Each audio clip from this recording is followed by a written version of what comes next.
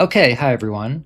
This is part of my video series on general chemistry, and this video will cover ionic bonding and naming ionic compounds. I'd like to begin by discussing the basis for bonding between atoms. I would loosely define bonding between atoms as rearrangement of electrons so that atoms can have a filled valence shell.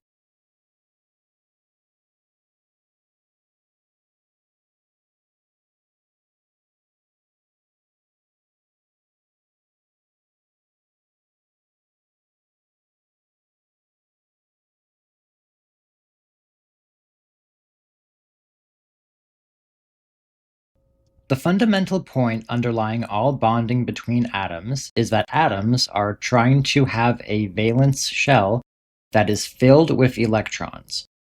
It is extremely important to keep this point in mind for both ionic and covalent bonding because it is the basis for both of them. Another way of saying that is that atoms are trying to mimic the noble gases. So the noble gases is this group here on the far right side of the periodic table, and the noble gases are elements that naturally have a valence shell that is filled with electrons. The noble gases don't really undergo bonding with other atoms because they are already satisfied with their filled valence shell. The other atoms, however, aren't usually very happy in their isolated state because atoms want to have a valence shell that is filled with electrons. So atoms undergo bonding to try and obtain a filled valence shell. Before we talk more about this rearrangement of electrons, or bonding, I want to make a quick side note. If we are being technical, it isn't fully accurate to say that atoms want to have a filled valence shell, because atoms don't want anything, and they don't think for themselves. But I personally think it's okay to use terminology like that for learning purposes. There are two types of bonds between atoms, ionic and covalent. This video will cover ionic bonding, and another video will talk about covalent bonding. I would personally define ionic bonding as attraction between negative and positive atoms after a rearrangement of electrons.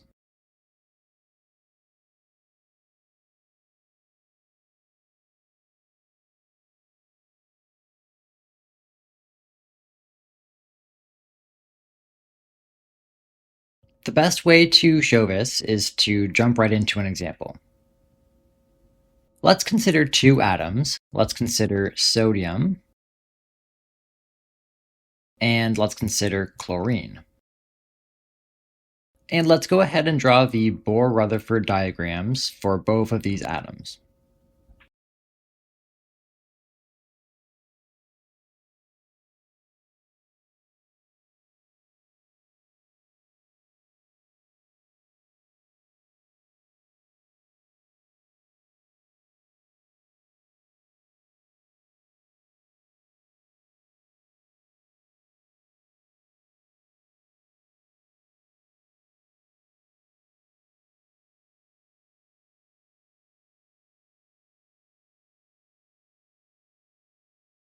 If you need a refresher on how to draw Bohr-Rutherford diagrams, then I would recommend going back to the first video of this series. Let's start by considering sodium on the left. It has one valence electron, in other words, one electron in its outermost shell. If it were to get rid of that valence electron, then it would have a filled valence shell because the second most outer shell would become the valence shell, and that shell is already filled. So sodium's goal is to get rid of this electron sitting in the outermost shell. Now let's consider chlorine. It is one electron away from having a filled valence shell. If it were to gain an electron, it would be very happy about it. So hopefully you can see where I'm going with this. Sodium is going to give chlorine its valence electron, And this exchange will make both of them happy, because now both atoms will have a filled valence shell. But now that we've moved an electron, the atoms have an imbalance of electrons and protons. This means they will have a net charge. In other words, they've become ions. Let's pause and define ion. I would define an ion as an atom with a net charge.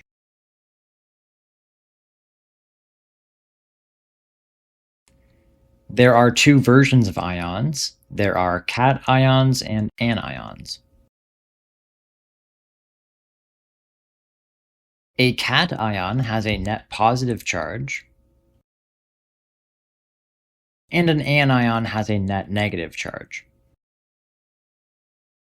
Now let's go back to our example.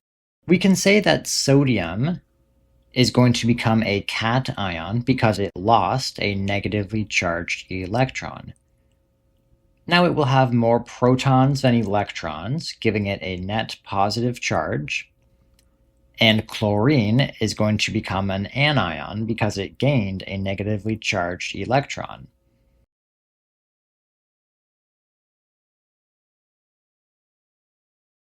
The last piece of the puzzle is that atoms with opposite charges are attracted to each other because opposite charges attract.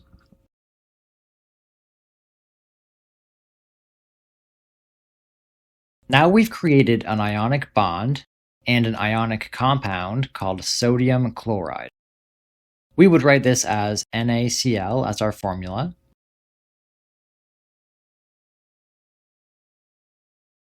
One important thing to note is that an ionic compound is always electrically neutral.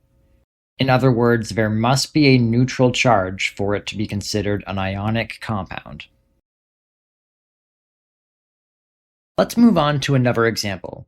This one is slightly different, but the exact same concepts are being applied. Let's once again consider two atoms, this time magnesium and fluorine. Instead of using Bohr-Rutherford diagrams, let's use more convenient diagrams that only show the valence electrons.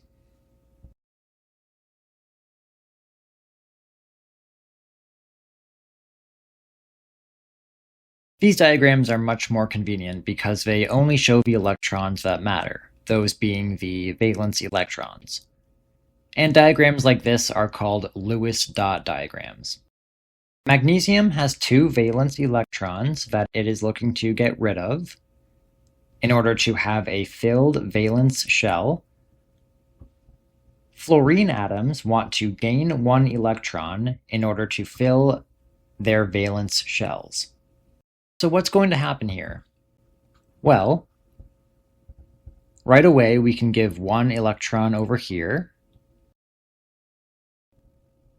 But if we do that, magnesium still isn't happy because it still has a valence electron that it needs to get rid of. So what's going to happen is we're going to take another fluorine atom, and this second fluorine atom will accept the electron. And now let's sort out the charges that we've created. So magnesium lost two electrons. That's going to leave it as a +2.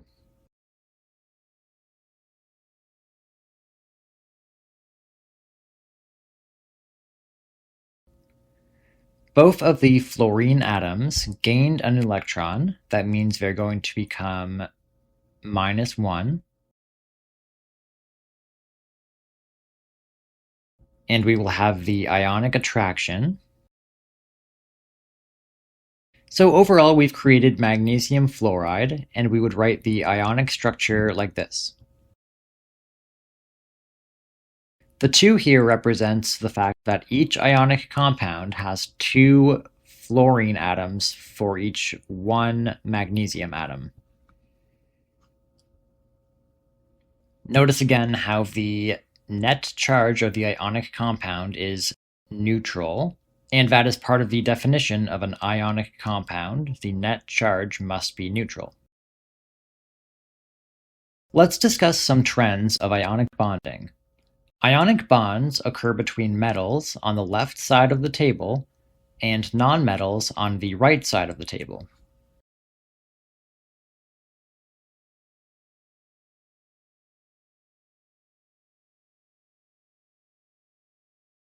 Metals tend to give electrons, and nonmetals tend to gain electrons. Also note that ionic compounds are solids with high melting points.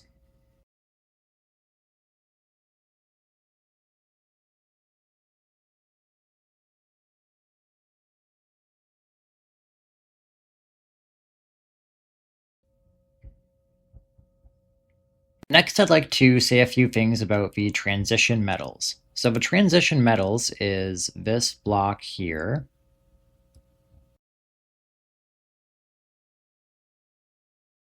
The transition metals behave a bit differently when they make ionic bonds. The reason why they are different is because a lot of them have different options for how many electrons they give away when making an ionic bond.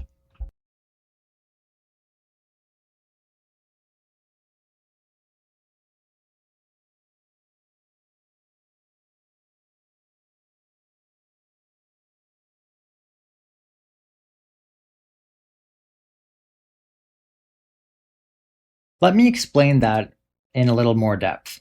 So atoms from group 1 always give away one electron. That's this group here.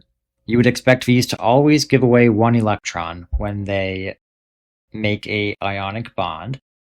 Atoms in group 2 here, you would expect them to always give away two electrons when making ionic compounds. But many of the transition metals can give away a variable number of electrons when they make an ionic compound. In other words, transition metals aren't as picky about how many electrons they give away. As an example, let's consider iron, which has the symbol Fe. Sometimes iron likes to give away 2 electrons, and sometimes iron likes to give away 3 electrons. So it can become either iron 2+ or iron 3+.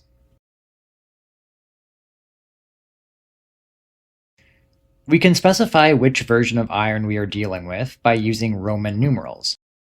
We would represent iron 2+ as iron with a Roman numeral 2 to represent 2+, and we would represent iron 3+ as iron with Roman numeral 3 to say that we are dealing with iron 3+. Some other atoms that like to do this are copper, silver, and gold, and those are all transition metals. Here is an example we can work through together. Write out the ionic formula for an ionic compound between iron 3 and oxygen. So iron is a transition metal, as we just learned, and oxygen is over here. Oxygen atoms have 6 valence electrons. That means each oxygen is going to want to gain 2 additional electrons. That's going to leave us with oxygen 2 negative. And we're dealing with the version of iron that likes to give away 3 electrons. So that's going to leave us with iron 3+. To have an ionic compound, we need to have a net neutral charge. The easiest way to make that work is take 2 of these and 3 of these. With these numbers of atoms, the net charge from the iron atoms will be 6+, and the net charge from the oxygens will be 6-, and that leaves us with a neutral charge. So our ionic formula is going to be Fe2O3.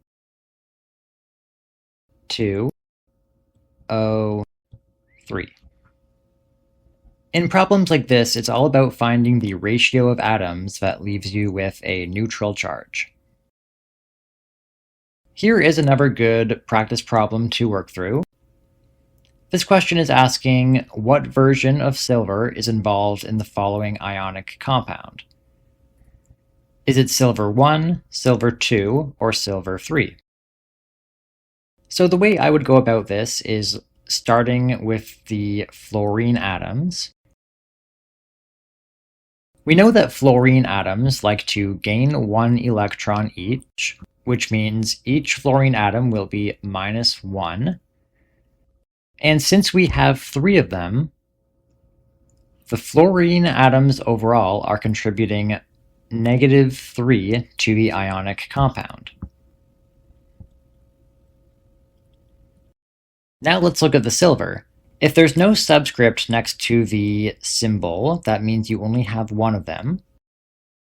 And we know ionic compounds must have an overall neutral charge, so the only possible option here is silver 3, because we need a 3+ charge to balance out this -3 from the fluorine atoms. So what happened here was silver 3 gave away 3 electrons, 1 electron to each fluorine atom. Let's transition into naming ions. So the naming of ions is different for cations and anions. Naming cations is pretty simple. Basically, you just add the word ion to the end of the name. For example, Na plus is the sodium ion. Aluminum 3+ is the aluminum ion. And so on. That's pretty simple. Naming anions is a little bit different, but it's still pretty simple. Basically, all you do is add the suffix "ide" to the end of the name. We can use chlorine as an example. So chlorine likes to gain an electron and become Cl-, and we would call this chloride. Sulfur likes to gain 2 electrons and become S2-, and we would call this sulfide. Naming ionic compounds is pretty simple. All you have to do is combine the name of the cation with the name of the anion. As an example, let's do the ionic compound between magnesium and bromine. We would call this magnesium bromide. The cation is the magnesium ion, the anion is bromide, and combined it is magnesium bromide. Note that we don't include any prefix to indicate that there are 2 bromide ions. It is not called magnesium dibromide, just magnesium bromide. Prefixes are used for naming different types of molecules, but we will talk about that later on, and just know that we never use prefixes for ionic compounds. Prefixes go out the window when we're naming ionic compounds. Here's 2 more examples if you want to pause and name these on your own. This would be aluminum fluoride. And this would be beryllium phosphide. This has been an introduction to ionic bonding and ionic compounds. However, I did leave something out for now. I left out polyatomic ions. Polyatomic ions also undergo ionic bonding, but I felt like it made more sense to talk about covalent bonding before I got into polyatomic ions. So here's what I'm going to do. I will make a video covering covalent bonding, and then after that I will make a video dedicated to the polyatomic ions. And I hope this video was a good introduction to ions and ionic bonding.